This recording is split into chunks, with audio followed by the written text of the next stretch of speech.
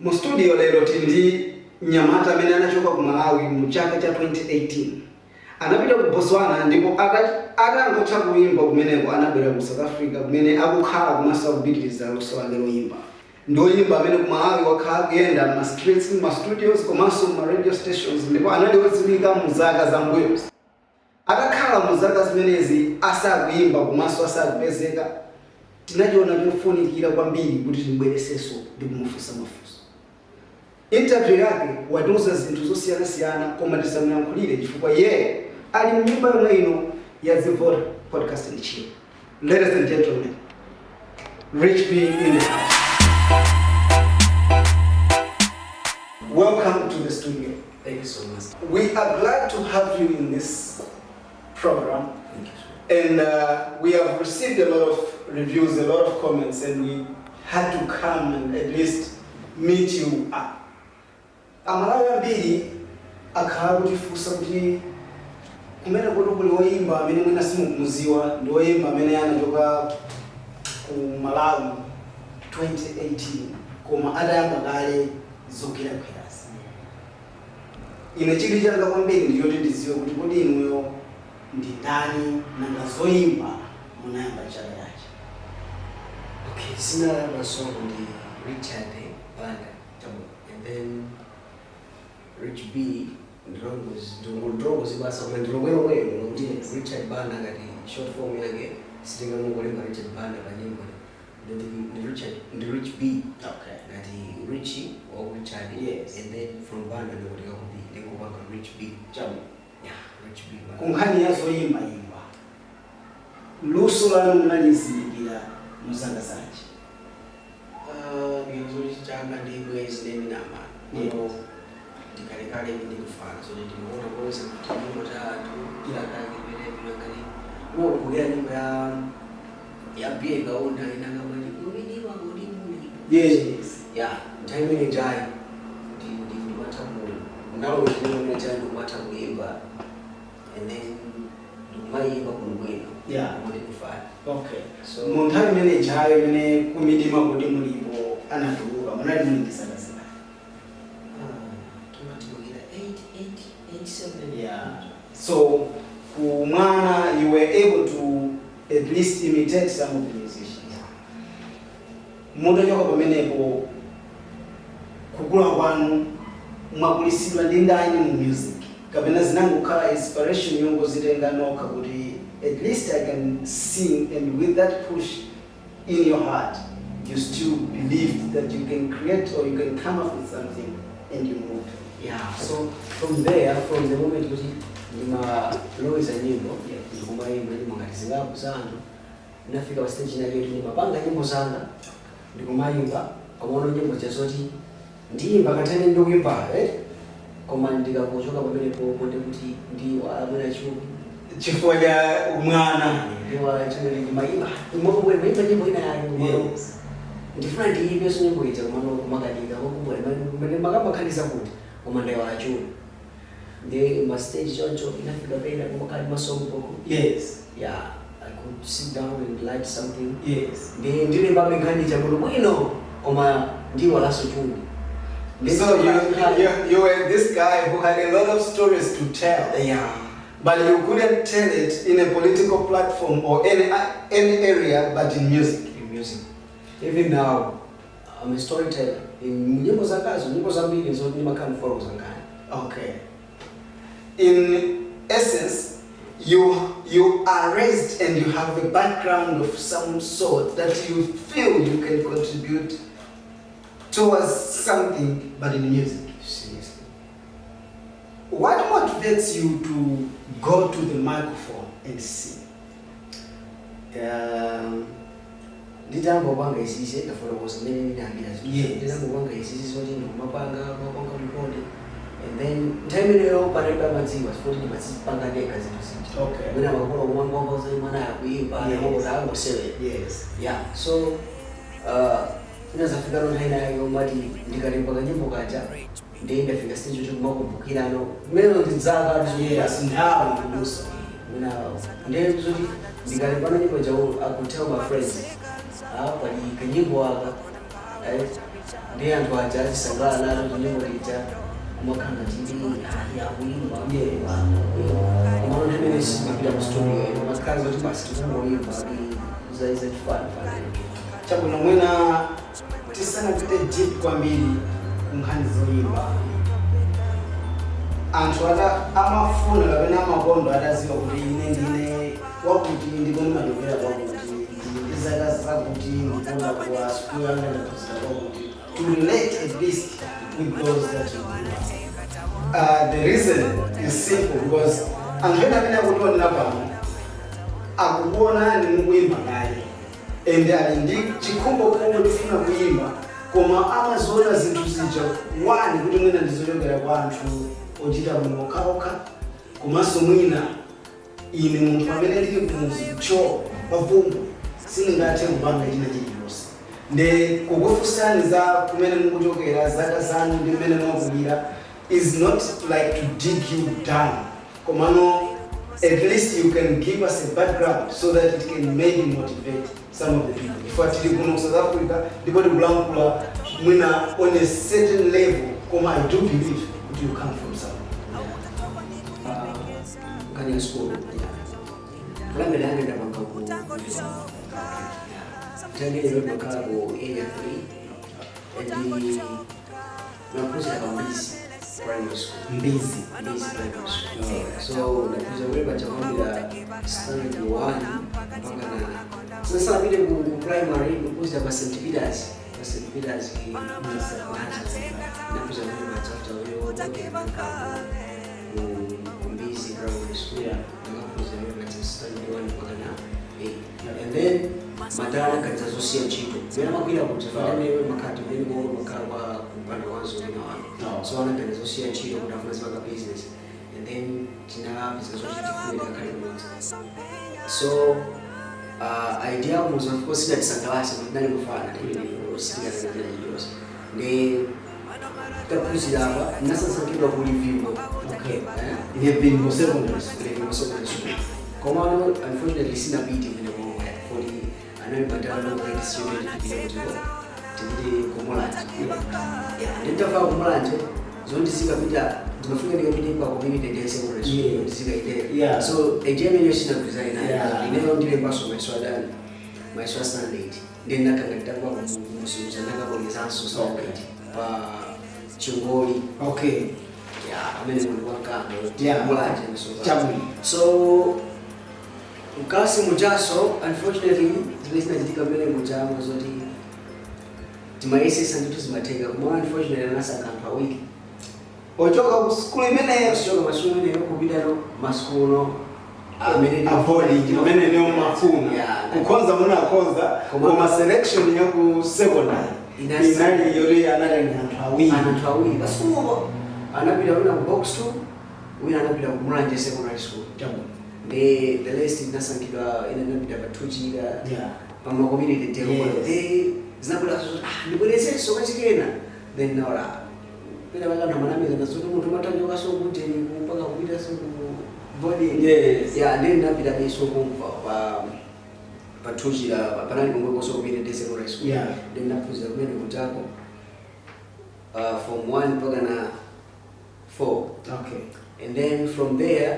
nachogawe kula life ya kuno kumuzi uno usikudi silugenda na kuno kwenda kanga kulira ububu de ndazowe kulira mu capital city de ndabwiraso komano ndani mamuli ya kuyowe nakabwira that was 2012 okay de nabwira mpaka ka WhatsApp so WhatsApp makandi bangwanga akulwa alright so ndingalenda amene andilira so kwambiri kusiyana ndi makola ngayo ndibeleka ndibeleka kala kwambiri ndiko ngana ponyama wabanga maulendo mapita ku Botswana kusabira ku mali ya moyo ndili kuti kwa muli umeneko mu kuimba wanu mu kuimba shamba cha R&B and muzaka zimene mukutuza apa munali nyamata mali panga masatira nyimbo za anthu ena akuimba sindikudziwa ndi oyimba anje amene masalira mu nthawi imeneyo kapena ndi chimene chinakupangisa kuti komano ngakhale ine ndimapanga insert nyimbozi I think ndizimba chamba ichi cha R&B chifukwa Bile Kaonda amene mwamutchula uja I don't think kuti amaimba R&B inuyo musatira Bile Kaonda at that time mumasatira nyimbo zake but all of a sudden mutatino inuyo nokha muyambe kuimba simunasatire so chamba imeneyi chifukwa muka live kudukawo wanani Bile Kaonda, Losas Banda, Charles Saku, Post B, Rod Balamanja, then Amida, then Anani Baraka Boys. Coming out from Baraka Boys to R&B. Yeah, so that was a U-turn. Nene idea also one. Ngani ndio banga storytelling, like I can tell a story in song. Exactly. Kumano kwa antu amena tawo ni masangasira nacho ngari ono bali mavira mimi musalo kwenye ndio kwa best yeah ndima mvira mimi musije sachi na chibade yes sachi na nkasa yeah ndima kunda kumvira nyimbo zimene zichazi kumano ngani ndio kuti ndima tenga ma message right iwaja message chama ipanga deliver kwa watu waona mujamba chao chimene cha local achina Bile Kaonda nyimbo zazo tutamvera before muli Gauteng. Okay, so kunkhani ya R&B ndi kasikiru chabe ndibwene nkhani zomwe zija so I can tell some people nkhani yake kumano ndi follow koze mu R&B yoti mu chamba chimene anga kufia panopa osati ndibwese mu local mene amayimbira na Bile Kaonda kapena mina amayimbira ke zoti Joseph Nkasa tu kumano nkhani yake omwe ija nditenge nkhani naye kandi kulangiza ngati chimomotima koma ndibwese mu unje ndina yake kuti kali mukajamba kuti achinyamata so atakuvera. Should we say kuti munapeza gap in the messaging delivery that these guys were doing? I'll give you an example. You know, most of the times when you are coming into the industry, you find yourself that this message could be much better placed if it was given in reggae beat. Yeah. Did you find that space in the music industry of Malawi that at least if I try R&B but with the messaging just like these guys, it would appeal to the youth? Yeah, it's very good.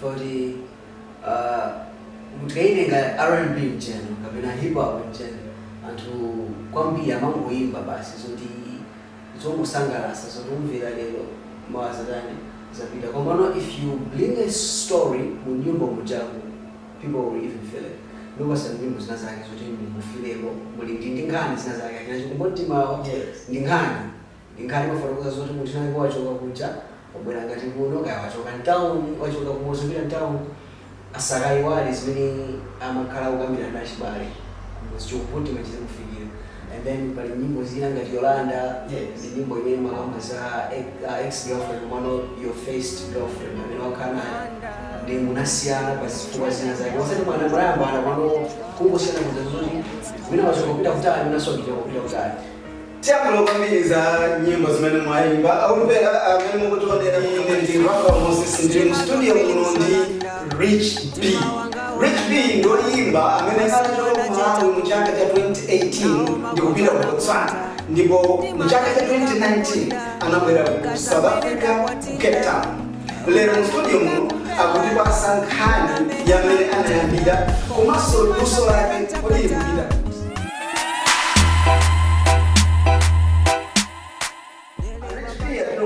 kuti wo nyimbo zawo zimene amaimba ndi nyimbo za matanthauzo kapena kuti zolangiza. Tisanapite ku break amatiuza zoti ayimbapo nyimbo Malawi ndipo ngakhale South Africa kuno ali busy kuyimba nyimbo zosiyanasiyana. Matanthauzo a nyimbo zawo ndi nkhani za nyimbozo ali pano iwowa kuti atifotokoze. Rich B mwatuza kuti ino simangoyimba nyimbo zinyoza kapena nyimbo zongovina koma mwatuza zoti nyimbo zanu ndi nyimbo za matanthauzo. Tisanafike kuti mkati mwene mwa nyimbo ndimafuna nditafunsana kuti kodi inuyo anthu ambiri amene anabwera ku South Africa anabwera kuzasadanishika mukufotokoza kwanu mukutuza zoti mutaphunzira kufika form 4 munachoka Malawi ndikupita ku Botswana. Kuchoka ku Botswana munabwera ku South Africa. I think you were moving out of your body. Were you not? Ngakani kuswale ku Malawi. Malawi ndimatoka kunya school ndimati after that. Yes. Malawi nimatama ngaso tamatama kabalisa tiyani matisipasti. Oh, yeah, so natamanga ngatama ngabeza katola gata friend studio ndio chikushi amasisi mabwani la kuti ndita kupusha zvinhu kwa nafasi kuti so the idea was yes, this fire kwa natamanga muna jana bozi zakati kamba za pushi music ni jana yeah, so sikuti kuchoka ku Malawi kubwera kunolezo kuti ndasiya kuimba kumene basi ndipanga koza my stories are real, I have to tell you. The kubwera kunolezo tikanga titizere haso ikali ina yati tikapanga nyimbo zija za 50 tite kwa kuza kwambiri yeah. Munthu zambiri zimene takhala kumva kapena kwaonera oyimba ambiri muzaka zambuyo komanso ngakhale pano amadandaula kwambiri ndikhani kuti nditapeza sponsor ndipo nkhani imeneyo yakhala ndithu yayikulu muzaka zambuyo zonsezi ndipo ngakhale sofika sindikuziwa kapena mwina it will be misplaced to ask you this question. That were you lacking that sponsorship? Was that the reason you decided, no, I want to push this thing and I know I have a talent, but because I don't have a door to knock, I think let me go and look for money, for the resources myself and push. Yeah, it was like that. It was like that because I was just pushing alone. Yeah. Because I got I didn't find out Chito. Ndipeza katola ndimuzwa kali masalera ku Malawi. Yes. Ndiye na ngeni yotimo. Nditamanga kugira chiro bacha ndikakwira ndeva studio. Ndikafaya kuja kufika nyimbo chati ndipange then we have to promote it ndipange so ma DJ apa ndapasa katoka change na kakidinyo so keko chero kati. Anthu acha nyimbo chata kusira kawiri basi. Yeah, sir. So if they want to play your song again, they will do a concert. These not songs as you wake up. Come if someone is there, would have working. It's easy. I think it's a privilege to me, as I said, because the areas that you are tackling now are the areas that someone listening to us in Malawi, somewhere in deep rural areas, may agree with you that there are some difficulties in this industry, that even if you have a talent, you may find it very difficult to make it, simply because we don't also have that formation of having auditions where the talent can be exposed and maybe someone else can pick up from there. You just have to hustle it alone. Do you think there is something that the industry itself or the people who are higher in the ranking, like Copyright Society of Malawi or the Ministry of Culture and Tourism, can do to at least bring up this type of talents that we have, but they are not in the country simply because they don't have the resources? Actually, whenever I boss it, who boss it? Yeah. It's the matter of who you know, which that you know.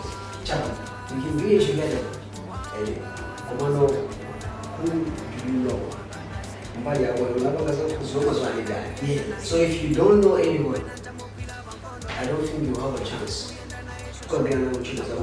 You just be at home with your degree in your arms kumwadikia zoti ndipira chito you apply ngopanga apply ngani yokuti umazwani ndani so zambiri makomuni amene aonje kuti wazungulira makhala kuti wazungulira dano mwayo oti yeah they are happy with your talent you see they amakhala kufuna wale abantu kina gaye kumano iwo so ali mulevo ndio imeneyo so zambiri ngati mwa yako mwana yetu ndio kufuna kuti anapiga the very talented kumano who they know amazwani because if I'm telling you right now, you're going to get into Botswana, Malawi, Cape, and I'm a platform of what I'm radio stations. And this is true, radio stations. Like, I'm going to tell you now, like, I have a direct contact with them. It's not that easy to begin with just stay as a solution. But if I approach them, they don't know me. Forgive me, because I will still ask you and I will dig deep into this thing.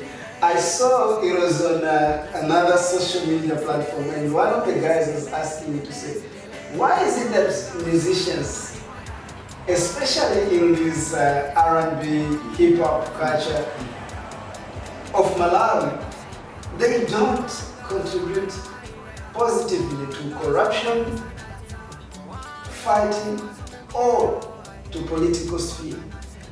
There is that stagnation. We have guys who are now known, who are popular, they are big artists, but they seem not to be anywhere around condemning corruption, condemning political fightings or anything. Is it because those whom they know or those who are supporting them maybe also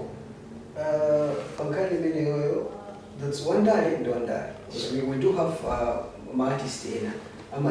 So they associate themselves with that. Yes. Nobody and we know that mambo imba masawa from kuti Zandaris. There's makanga Zandaris samapanga kumano private life ya mapanga Zandaris. But they can't bring it to public with the YMCP and DPP. Kumano amapanga underground. Okay. Kumano ngati ndubanga deliver message na ina kwamba muda sachikondi kuti ndimbe Zandari then azikanga ziveka kwa yuda zikuveka kwa kumano bantu ina amapaliza. So there's no kind of choices. So you'd say to me and to the viewers that okay, the problem or the situation that we are complaining now that our artists are not contributing is because they choose not to contribute to those areas because they just don't like politics or they just don't like, because you know the reason I'm asking you this question. Manenagari kuna kuti munakakhala kuti mu stage yanu muli ku Malawi mumaziwa ananja anthu ena amene they have influence in the media platforms like in the radio stations or other platforms, television stations or journalists. I can just say DJs. If you were exposed to somebody who is a DJ, a radio DJ, or someone who is a news editor who could put your name out there, people would have known you and you would have been excelling in that. But now you have a challenge that you are not able to do that because first of all, you don't know anyone in that fraternity. And the second thing is that you are coming from deep down the rural area. You said, Turkey. Is that the reason why it is very crucial and difficult? Because while asking this also, you should remember that there's someone out there who is watching us, and that person has got that talent, and he is still in Malawi, still fighting to find himself out of that scope, and he's listening to you and he's saying, but this brother, I think he's talking about me. What do you think that guy did? Can't even do kulimbikira ngati pali mwayi wa haso hard ndikupusha kwezinto zizo maso ngati mwayi wapezeka kuti palina ake ya sponsorship ndimene wakanga timaza kupusha mutu kwambiri ndiyofunikira kwambiri mulosola nuli nkani ya music nani yoyimba sizulinga kaya kwanu kulindira magama kumano sponsorship because mutu chakabula panga sponsor amabwera ese kubwera kuti tufanye pake mutu ipromote. Yes. So you are amakugoda makomo onse amene akufunikira. You can have the talent, you can have money. Komano osaziwa kumologogoda kuti ndikusabata. Mutu umodzi amati susenza denga. Sponsorship ni mafunikira. Chichewa chake titero kuti mutu umodzi susenza denga.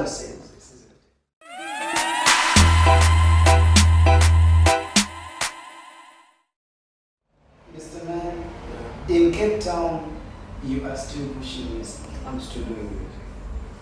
Have you brought up something that people can watch or listen to when you have arrived or in this period that you have been in Cape Town?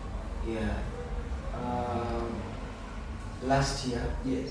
2021, I launched an EP. Oh, okay. Nine Short Liver, Okay.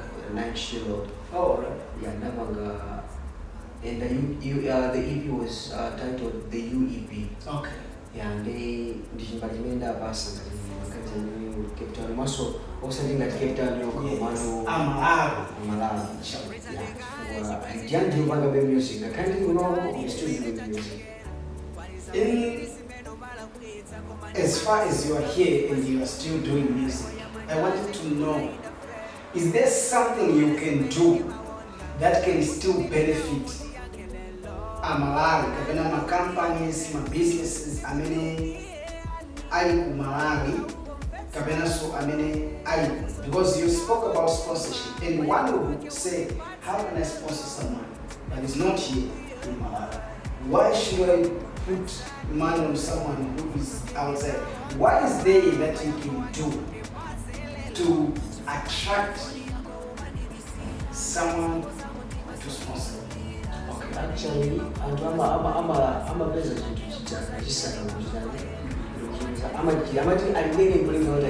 business so kwa many ana available nyimbo zokuona sata yeah.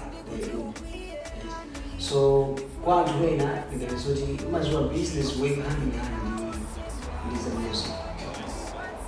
Mundati kupanga project kupanga advertising na business yako. Yeah. So those guys will take give me chai bring up a platform like to banga push it's sort of advertising something. So you still have the capacity or the ability to even promote business. Even some Malawi, so Malawi, Yes. they are here in South Africa. They can approach me with a phone again. Yes. Yes. Yeah. And now for the Yeah. you can do a special song for them. Yeah. There is a lot that you can do. It's part of promoting, because if you come to me and you go to one like I will do your song. Yes. Yeah, I'm working on also. Yes. So we really learn how to get. Ladies and gentlemen, I'm with Rich B. Rich B is saying, even though he is not in Malawi, he still have potential to do a lot and to help even businesses. We got to this point because we discussed at length about sponsorship and how he came to decide that he wanted to leave the country, Malawi. The talent is there. His challenge has been sponsorship.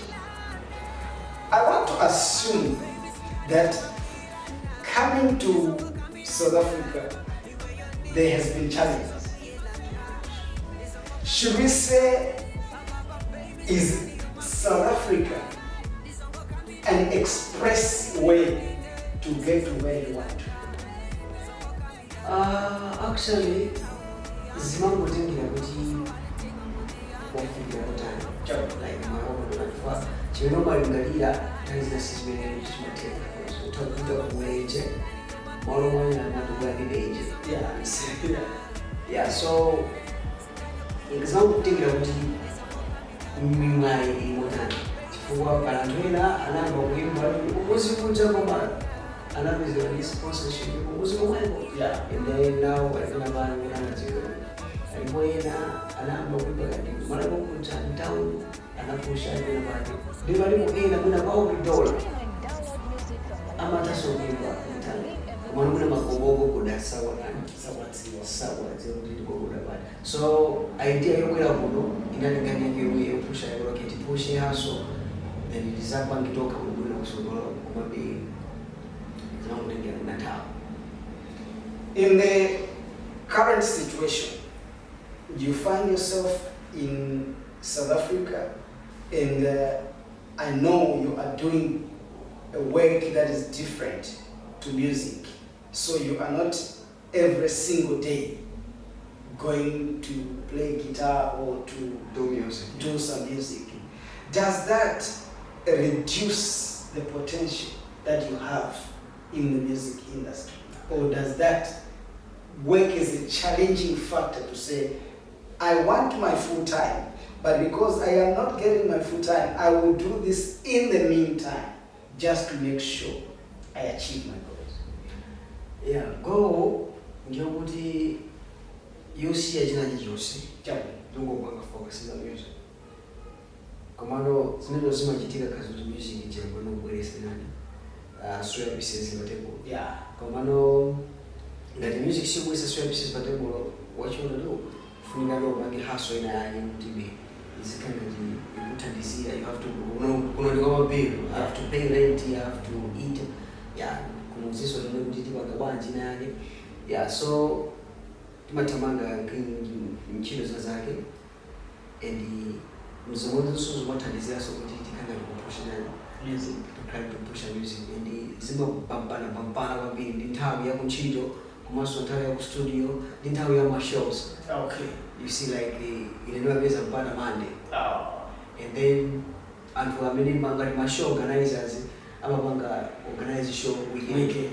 So how we know mlikosa kanjele iwa makara banga organize show and saying Rich P is going to come here, is going to perform. Then we basically so just as kuchino kuja ndakira umene kuja kuma nditato kwanya manga banga ni si manga performance yo bilika tifonyo ndi kujogera so uzani tigaimbe so kuja ndi nchiro zathu za kuno zosiyana zoti mwina kuchiro o uniform yake ndi zimene mungava show zosiyana so kampungwe ndithu pamene mukuona kuti vuto limene lili mundu likonse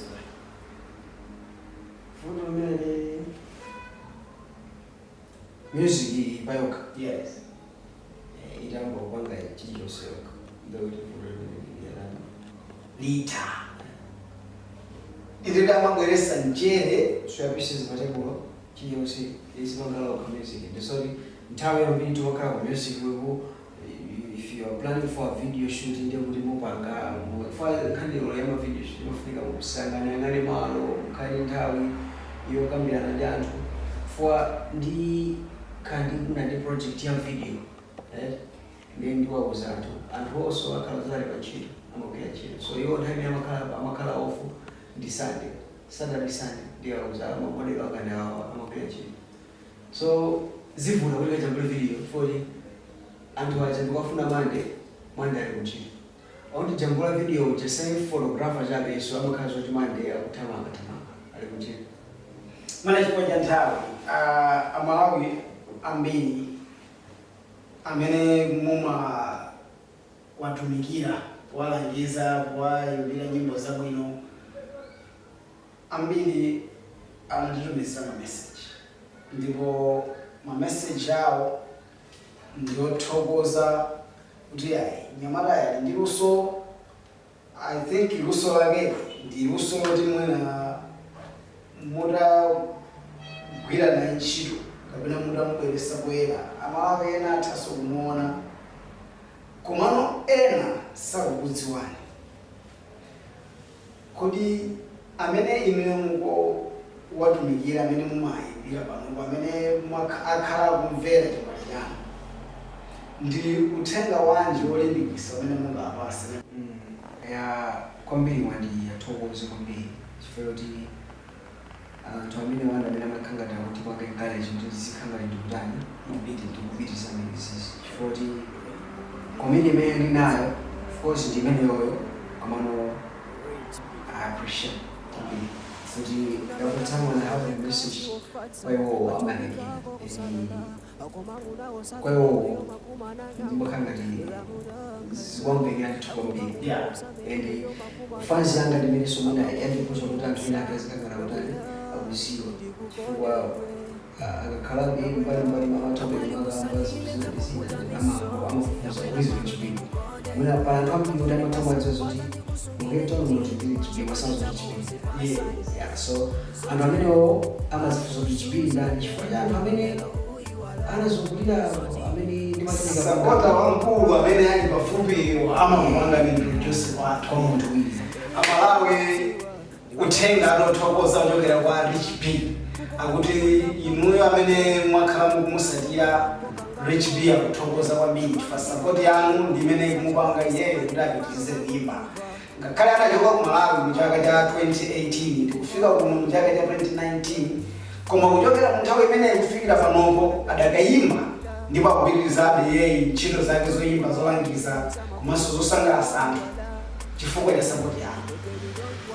Tinene kuti mawu anomaliza kwa mtundu wonse wanga osati kwa ongo kusatirani wokha komanso kwa ena amene akukuonani oyamba pakanimani kuti uthenga wanu ndi wotani nanga kwa achinyamata amene ali ndi luso koma kutengera kuzimene mwakumana nazo kuti muzafike pano mwina iwo wali pa stage ina yake ya ulendo wanu ofanana ndithu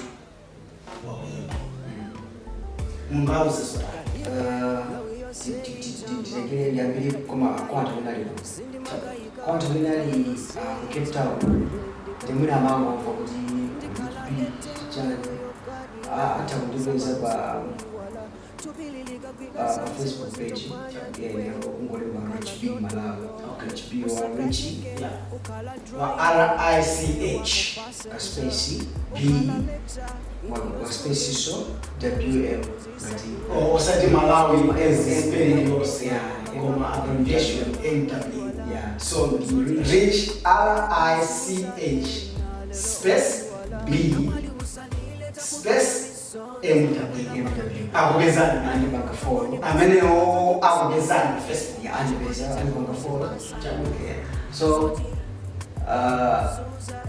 kwa Facebook ndio hata kwa tuliza kwa inbox mimi ngauza ndi hata kwa society ya inbox ndipo zanga ziwisa zipo mano bazina ndio ina base mnaso awuze ngone athaso kubezana kuzera badzi vote coding state china kwa sikuwaya makumaliza ife tikhala kukwira nani nditutasanga kuti madendera kumasomo kwa Malawi kwa anthu amene akuvutika kuti afike pa stage yanu inu ndolangiza simungangochoka kubalo lino salangiza yawaya kwa anthu amene akuyesera kupusha ngini kuti afike bena bali nkhani ndoti osatopa abi takupusha whatever platform you're using mambo banga focus for anthu amajua be kanamba lera simadziwa zonti ndakangata na amajua HP koma anthu osiwa amene amajua HP anadziwa for Facebook and WhatsApp ma platform wena wa jina radio stations ma newspaper amakanga na matani tunafuta matali ya teknika so just push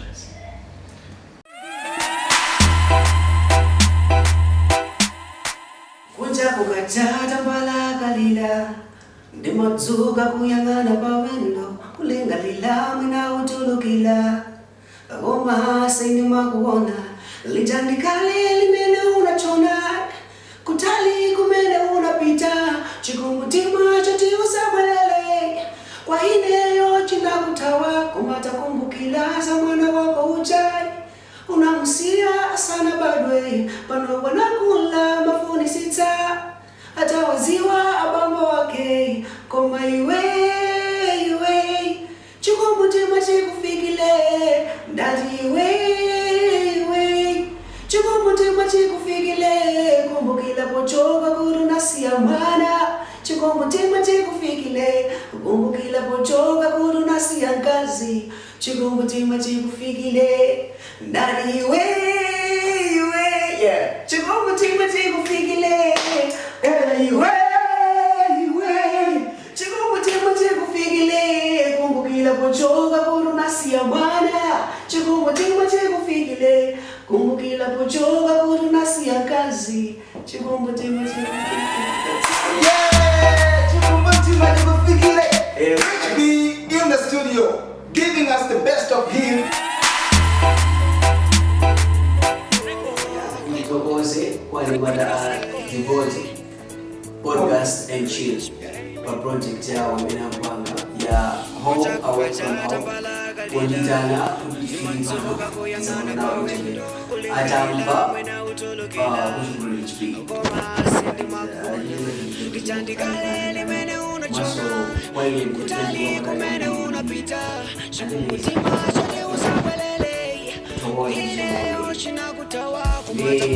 aliso makaida ni mawali ya amenakana ya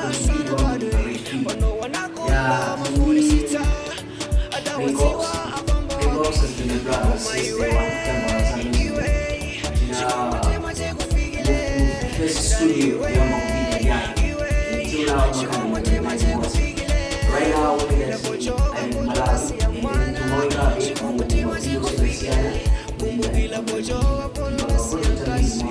tomorrow shout out to him, the big man, the brother to me, producer, Maso Afraid. So big up to him.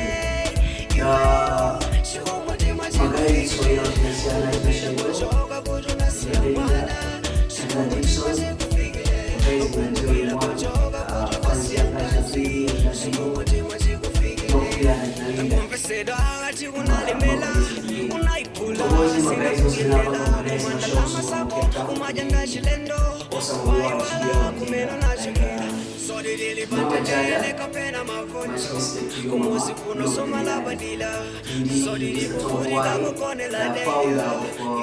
Miss Malawi Cape.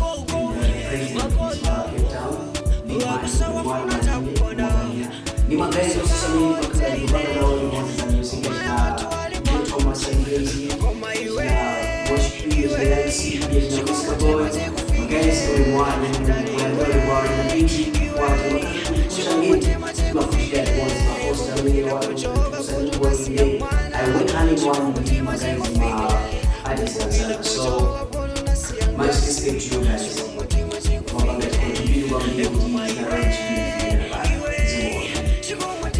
That is Rich B talking to us at Devote Podcast and Chill in this program of Home Away from Home.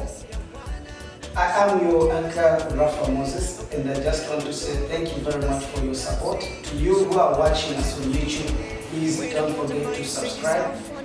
Push the subscribe button. Those who are following us on Facebook, that's Devote Podcast and Chill, and on Twitter, Devote Podcast and Chill, as well as Instagram, Devote Podcast and Chill. Till next time.